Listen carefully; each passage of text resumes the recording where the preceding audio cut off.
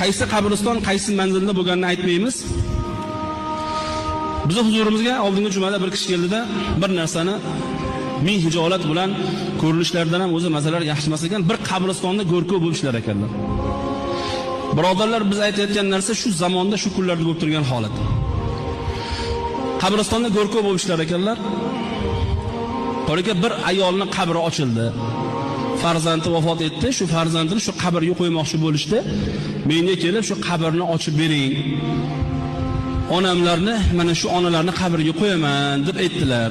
Xo'p dedimda, qabrni ko'lab ochib qarasamki, tandirni qabrni ichi xuddi tandirga olov yoqilganda qanday kul bo'lib ketadi qorayib.